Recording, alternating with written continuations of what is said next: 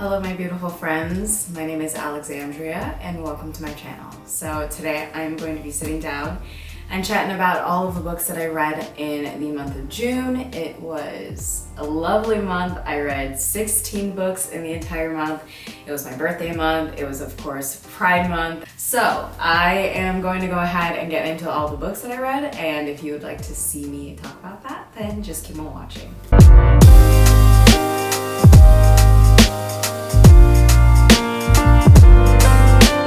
So let's just go ahead and dive on in. I'm gonna be looking at my phone to remember all of the books that I ended up reading throughout the month. I did participate in the Queer Lit readathon. I'm not sure if I ended up winning it. I think the main criteria was just to read queer books, and I did that, so let's just give myself a win for that one. I also participated in the Studio Ghibli readathon, which I'm not sure if I ended up winning that one. And then also I participated in, or attempted to do the Queer Blackathon, which is run by Jesse from Bowties and Books. And I was not successful at that. That was like a 48-hour readathon. I ended up finishing the book that I was reading for that readathon a day or two afterwards.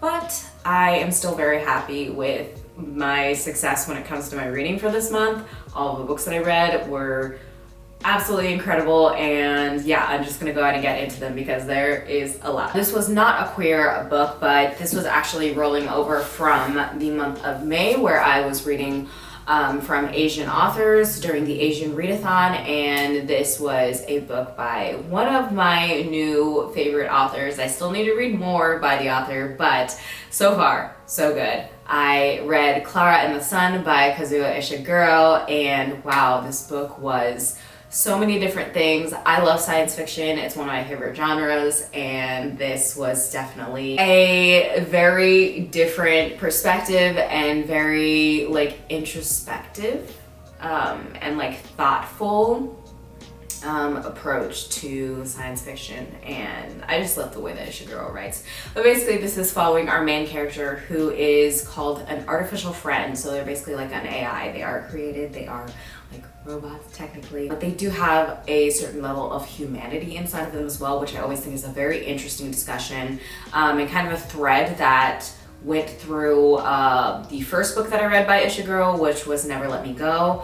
It kind of made me just think about, what is humanity? What is our relationship with humanity? Why do we label humanity as a certain specific thing, and can it be outside of this certain criteria of what we've created? It's a very interesting discussion when it comes to those things, and something that I feel like has been showing up a lot for me because I've been watching Westworld as well, which kind of reiterates that same kind of thought-provoking process. So Klara is an artificial friend, and basically these robots, these AI, are created to be friends for adolescents. Of course, it is like a status symbol based on what model you get of a certain AF. If I had seen this story before, it would have been told from the perspective of someone outside, someone who was seeing this AF, and a human being basically seeing this AF and then talking about their experience with the AF in that way. But this was really interesting to me, and also why Never Let Me Go was really interesting to me was because it was from the perspective of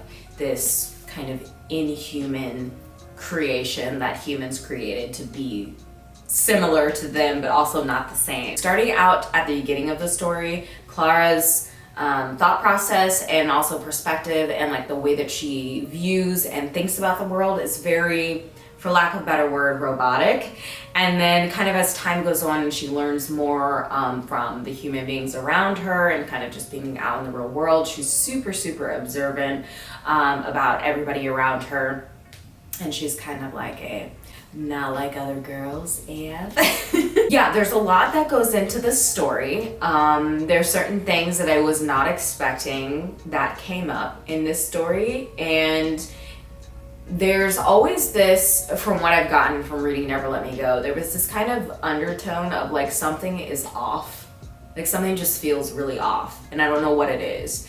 And then you, of course, get the explanation of what exactly is off, and none of it ever doesn't make any sense to me. This book, I definitely feel like I appreciated more because of the fact that I read Never Let Me Go first. But I definitely realized that if you don't like science fiction, and you don't like science fiction that's told in kind of a more abstract way that isn't like super straightforward and super clear on what's trying to be communicated, then you probably wouldn't like this. But I think if you wanted to start with something from Ishiguro, I haven't read anything other than the 2 books, but I would suggest starting with Never Let Me Go because it's a little bit more palatable. I love when books do this to me where I'm like kind of confused, but I also understand to a certain point, but I need like confirmation of my feelings, if that makes sense. So I need someone to be able to articulate what it is that I'm feeling. And so I'll look on like Reddit boards or like reviews on Goodreads of the book. One thing that I really like about Ishiguro's writing is that it feels very lyrical and beautiful, but doesn't feel condescending or pretentious. It is pouring outside, holy shit. So that was not something that I got from this author, and that's always very much appreciated for me. So definitely enjoyed this, definitely excited to read more by the author. And if you can hear the rain, I hope that is soothing for you. So the next one was one that I was really excited about and extremely surprised by. This was The Lady's Guide to Celestial Mechanics. This was wonderful. This was a historical sapphic romance, and I had no idea that this was exactly what I needed in my life until I read it. This is so underrated. I think I maybe heard one person talking about this book, and that's what spurred me to read it. And I was just going purely based off of the cover, but I'm so glad that I decided to read it because it had so much more packed into it than I ever could have realized. Well, one of the things that I've been trying to do is to find a movie or TV show with a sapphic romance that doesn't end in a super depressing way. And so far I have not been successful. If you have any suggestions on sapphic romances that don't end terribly, please send them my way because I am searching. I thought that it was gonna be like a super light kind of cheesy romance read, but it was so much more than that. There was so much more depth than I was expecting, and it was a really beautifully written book. So I underlined so much of it while I was reading it. I can't wait to get it in person so I can like physically underline it. Also, the smut was great, which we know is a very important thing for me. I gave this 5 stars, of course. Are we surprised? I don't think so. The next book that I read was Bingo Love by T. Franklin. This is a graphic novel. I don't really know how this graphic novel works. I'm not sure if it's like different volumes or if one of them is just maybe like an expanded version.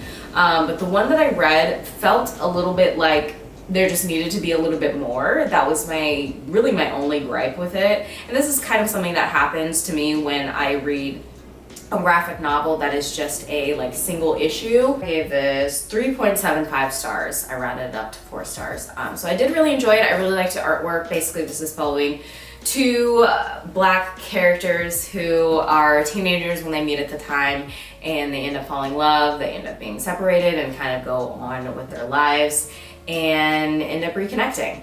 And so, yeah, it was a really beautiful story. Like I said, I loved the artwork. I just wanted a little bit more from it. I wanted to become a little bit more emotionally attached to the characters.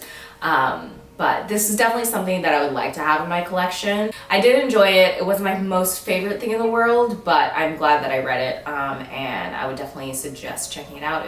I read it like within the span of like an hour while I was working. So yeah, it was definitely an enjoyable quick read. All right, so the next book that I read was another really good one. This was Let's Talk About Love by Kahn. I gave this 5 out of 5 stars. This is a YA kind of romance, contemporary. What I really enjoyed about this was that the main character was asexual, and I think this was the first book, aside from Ace, which was the nonfiction book that I read in May, for the Asian Readathon with an asexual main character, and I absolutely loved it so much. I also loved that the main character was black as well, because I just love seeing all the references to their hair and just like the culture and stuff like that. It just brought me so much joy. I loved this so much. I am definitely going to purchase this. I just experienced all of the ranges of emotions while reading this book. When a book can make me laugh, cry, and also like feel things in my heart space, we know we've got a winner. This is following the main character whose name is Alice, and she basically has her whole summer planned out. She is living with her 2 best friends, and she's working at a library, which is just like, if I had read this when I was younger, I would have absolutely loved it. I mean, I loved it now, but I would have loved it even more when I was younger, because I would have just been like, can this be my life, please? But basically, she worked at a library, runs into this person, and it basically starts feeling these feelings that she hadn't felt before. And so she kind of goes deeper into trying to understand herself more and understand the way that she feels about this person and why she feels this way about this person specifically. And the love interest is just like, he's just he's like, to me, he's kind of like Zaph light. One thing that I can say about the love interest, and also in a couple of other books that I read, is that I just wanted a little bit more of a backstory and a little bit more from the love interest. Maybe I just liked them, and so that's why I wanted some more from them. But Alice was a wonderful character in and of herself, and it was just a really good book. I'm definitely going to purchase and read it again. Okay, now we have got some graphic novels that I read. I read the 3rd volume of Heartstopper. If you don't know me and my love for Heartstopper, I feel like everyone loves Heartstopper, because you can't not love Heartstopper, honestly. Heartstopper is following the relationship of Nick and Charlie. This was them kind of getting out of their comfort zone. They went on a school trip, getting into a new environment, and just like finding their footing when it comes to being together. And also this got a little bit more in depth into Charlie and his eating disorder, so definitely trigger warnings for that. I feel like they're such a healthy couple. They have such a healthy relationship, especially for being the age that they are, and it just makes me so happy to know that teenagers are going to be seeing that. Really enjoyed it. As usual, this is gonna be something that I'm going to purchase, of course, in the future. I have it on my wish list, my Amazon wish list. I give this 5 out of 5 stars, of course. All right, so the next book that I read was also a graphic novel. This was a science fiction graphic novel called On a Sunbeam. I give this 4.5 stars. Thinking about it now, I think I would probably give it 4 stars. Again, my only problem with standalone types of graphic novels like this is that I just wanted a little bit more, and I feel like that happened again with this story. This is following a main character who it's kind of dual perspective of their perspective, so it's them in the past and then them also in the current time, where they are basically joining this crew of this spaceship, and they're rebuilding these structures on space and traveling throughout space. That was one of the problems that I had, was just that I just needed a little bit more of an explanation on why they were doing the things that they were doing. Maybe I need to reread it again. Maybe there was some kind of details that I missed. So it was following this character doing that, and then it was also following them in the past as well, when they were at this school and they basically fallen in love with this girl and gotten separated from her, and kind of what brought them to where they were then, and they kind of go on an adventure from there. It was really enjoyable. There were a lot of really good qualities in it of itself. Actually, if I had to be honest, I might knock it down to 3.75, to be honest, because there was just a lot of holes in it now that I'm thinking about it. There was also no men at all to be found, which is fine, but I just wanted to understand why exactly that was. Not necessarily that there needed to be an explanation. Maybe that's just how the world was, and that was just supposed to be accepted, which is fine. I did that as I was reading it, but the more curious part of me was why?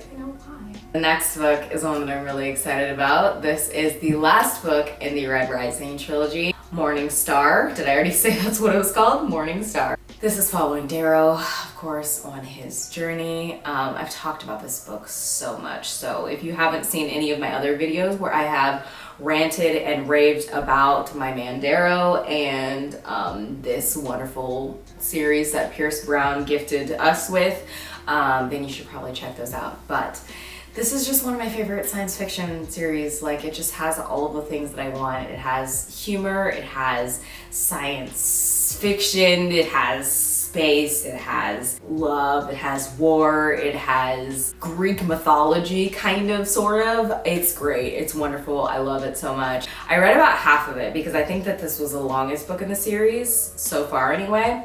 I read about half of it because it was just a lot. There was a lot that happened in like the first half of the book, and there was a lot that happened in the last half of the book. So I just took a little bit of a break, read something in between it, and then came back to it, and man, it was just like, I can't even explain the range of emotions that I felt while reading this book, because it was all over the map. I cried, I laughed, I was happy, I was confused, I was angry. I was so angry. There was this one thing that happened towards the end that was like, I thought there was something happening, and then they switched it up and it was something else that was going on, and I was like, what the fuck? And then the end of the book, if you've read the end of the book, I know you feel the same way that I do, because I was just like, wait, what? How are you gonna just throw this at me at the very end of this book? Round of applause for Pierce Brown, because he did that. I'll go ahead and group these together because they're all in the same manga series, but I did start reading The Way of the House Husband. I read volumes 1 through 3. I did have volume 4, but I ended up not reading it. Actually DNF'd volume 3 about halfway through, and I was like, I'm not gonna finish this, but I did end up finishing it. This is basically following our main character, he was like kind of a gang leader or like a hitman or something like that, and he quits that life in order to be a house husband. And so when I was reading the first one, it was pretty funny, it was pretty entertaining, because he was still kind of like acting like he was in that world, but doing like household tasks, like going to the grocery store or making his wife lunch and stuff like that. So it's definitely humorous, but I found that it didn't give me what I thought that it was going to give me. It was kind of like a slice of life type of manga series, which is totally fine. But I think I just wasn't expecting that. I don't know, I didn't really find it that funny. My sense of humor is very specific. So a lot of things that a lot of people find funny, I feel like I don't find funny. Like, I really hate comedies because I feel like they're supposed to be funny, and I don't think that's funny. I know that there is a Netflix adaptation of the series, so I kind of want to check that out because maybe I'll like that a little bit better. But as far as the manga, I don't think I'm going to continue on with it, unfortunately. All right, the next book that I read was something that I really, really enjoyed. That was Darius the Great Is Not Okay. This is following our main character's name is Darius, and it's basically a coming of age story. One thing that I wasn't expecting about this story was that it was going to be so focused on his relationship with his father. I never wanted to punch someone in the face so much in my entire life. Well, I probably have, but wow, he was a fucking asshole. Darius is a very like unique character. I feel like I saw myself in Darius a lot of times. He's a very introverted character. He can be very pessimistic. He does struggle with depression, which him and his father also have in common. He's at this place in his life where he's very much trying to figure out himself and figure out what he likes and who he is, and like how he wants to show up in the world, and like his sexuality and stuff like that. He's also very unique and just kind of like doesn't fit in to where he's at in life with his family, or he feels like he doesn't fit in like with his family and like his school and stuff like that. And his dad definitely doesn't help with that. And we were definitely following that relationship and the kind of the progression of that throughout the story, but basically he ends up going to visit his extended family, who are Persian, and like I said, he feels very like disconnected from not only his immediate family but also his extended family as well, because he isn't very fluent in the language, so there's that level of separation there. And I kind of have felt this as well, not living near extended family and having them kind of all live near each other. There's just this level of disconnect that happens just naturally because you're not around these people as often. You're not sharing similar experiences. He also made a friend where, there's like a little bit of something else going on there. I really, really enjoyed this one. I'm pretty sure I gave this 5 out of 5 stars. And this is definitely a young coming of age story that I would highly suggest for anyone, because it was super good. So the next book was my one and only nonfiction book for the month, and that was Burnout, which is The Secret to Unlocking the Stress Cycle by Emily and Amelia Nagoski. This was something that I heard about from Brene Brown's podcast. I had purchased the book after listening to that because burnout was definitely very, very, very, very, very real in my life, because I felt like I was in this place where I was definitely getting rid of the trigger that was causing the burnout, but I wasn't actually finishing or closing the cycle of the burnout. So I was kind of in this precarious place where I could very easily slip back into burnout, or I could just move forward. So I kind of just felt like I was stuck in the tunnel, as they describe it in the book. And so this definitely had a lot of different tools and tips and tricks on how to close the cycle. And a lot of them are definitely things that are kind of like, oh, okay, well that makes sense. Things that we're already kind of aware of, I think.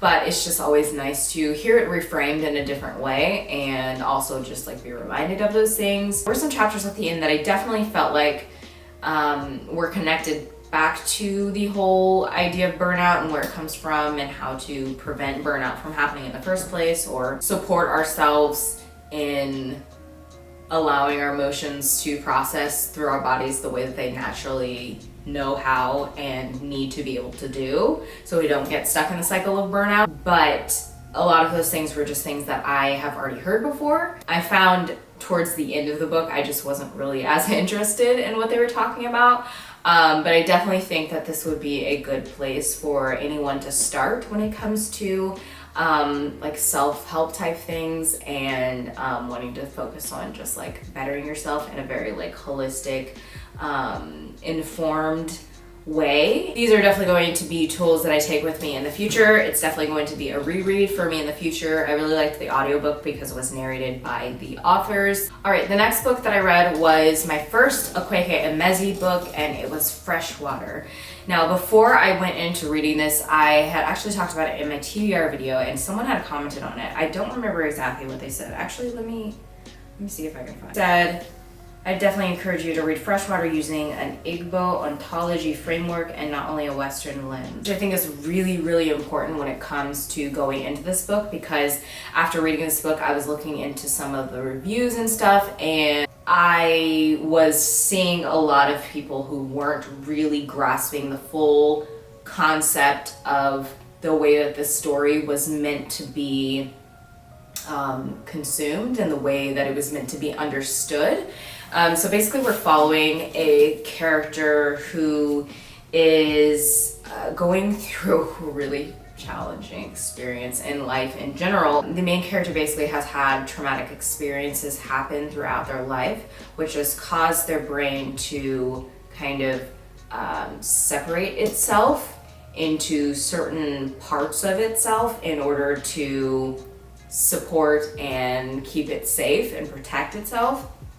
And so the majority of the story is not from the character itself, it's from the perspective of one of the selves inside of the main character, which is still the main character. So that was a really interesting perspective to read from, and to read kind of the deterioration of a person's mental health from that lens. And like I said, I think it's really, really important to read it not from a Western lens, because you're not going to appreciate or value the way that it's being told nearly as much. I don't have a complete and full understanding of the like history of the storytelling style, but what I do understand was enough for me to remove kind of my Western lens, and I think just like naturally, intuitively, like ancestrally, it was something that I really got. I wasn't expecting for this to get into my soul as much as it did, but it's not really surprising because my ancestors could be connected to this type of storytelling. And it was told in a way that was very kind of like magical realism, a little bit fantastical, if I'm trying to find ways to label it, but it was also not that at the same time. So it's very hard to describe, and I think I read it in the best way possible, which was I listened to the audiobook while reading the book as well, because I don't think I would have understood it nearly as much as I did if I hadn't done that. And the audiobook was read by the author as well, which I really, really enjoyed. It was wonderful, and it was triggering in so many ways, especially if you've dealt with like mental health challenges, if you've dealt with feeling suicidal, if you have dealt with self-harm. Definitely take that into consideration and look into all of the other trigger warnings for this book, because it was definitely super, super triggering for me. I read it when I was in a very, very good headspace. I knew that they were going to be amazing, but I didn't realize just how impactful it was going to be for me. It was a really short book, but it packed a huge punch, and I'm definitely looking forward to reading more from Akwake and Emezi, because their voice is just so unique and so just like nothing I've ever read before. The next book that I read was my first River Solomon book. We are just on a roll this month. River Solomon, Akwake and Emezi were like two of my top authors that I really, really wanted to read from, and I was also a little bit nervous to read from because I just had such high expectations, and they definitely lived up to it. River Solomon, I read Sorrowland by River Solomon. I was really nervous to read this because I heard that this definitely had some like horror aspects to it. I don't read horror because I am a baby. We're following a person who has escaped from basically this cult that they have lived in their entire lives, and they are in the woods and they are pregnant. They end up giving birth to twins and start raising these children in the woods away from this cult. But while this is happening, they're also simultaneously being hunted. Also, they're experiencing this kind of transformation, this like physical transformation that they don't understand why it's happening. And they don't understand exactly what is happening, but it's happening. And wow, just thinking about this book and the whole damn ride that this book took me on, this could be a whole fucking movie, but I also don't want it to be a movie because I don't want them to fuck it up. But this was a super interesting way to talk about topics that I cannot say because then it would be a spoiler, but certain like racially charged topics. I really, really enjoyed this. 5 out of 5 stars. If you have been considering reading this, I would definitely encourage you to do so. Once you figure out what is going on with the main character, just what's going on with them, not why it's happening, that's a whole different thing. But what's happening, for me, it was super triggering because it's just something that like, it's just like, I just can't. It just really grosses me out. So I really had to like push myself to keep moving forward. I'm gonna be reading more River Solomon this month, and I'm so excited. Also, Sorrowland was the book that was chosen for the Queer Blackathon, so absolutely enjoyed it. Thank you, Jessie, for suggesting it because it was wonderful. And then this was the group book for the Studio Ghibli readathon. This is Howl's Moving Castle by Dianna Wynne Jones. I absolutely love Howl's Moving Castle. Howl is basically me, but I'm like a little bit less dramatic, I think. I'm more dramatic in my head. I think my Taurus moon grounds me a little bit more. This is following our main character, Sophie, and she basically ends up getting a spell put on her that turns her into an old woman, and she goes to Howl to basically strike up a deal to help him out in order to get the spell off of her, essentially, something like that. This was so good. I feel like this was kind of a like behind the scenes, a little bit more in-depth look into the movie of Howl's Moving Castle. Like I said, Howl's Moving Castle is my favorite Studio Ghibli movie. Yeah, I feel like this just gave you obviously a little bit more backstory into Sophie and also Howl, and maybe like why they decided to make the decisions that they decided to do. I just liked seeing more into that. It felt very much like watching the like special features of a movie or like deleted scenes from movies. Do people do that anymore? Calcifer is still the MVP, my favorite character in this book, I think. It's between him and Howl. I read like a few chapters with my small child, but I'll definitely reread it with her in the future because she really enjoyed it as well. And then last but not least, I read I Wish You All the Best. which is a YA contemporary, very hard-hitting contemporary, which I wasn't really expecting. So basically we're following a main character whose name is Ben, and they end up deciding to come out to their parents as non-binary, and their parents are not happy about this and kick them out. They end up being able to stay with their sister, who they haven't had contact with for a long time because they're kind of estranged, start a new school, kind of start this whole new life and start really the process of healing and also processing their feelings and emotions about what went on in their relationship with their parents and themselves. They also have a little bit of love interest, which made me happy. Again, another situation where I would have liked a little bit more.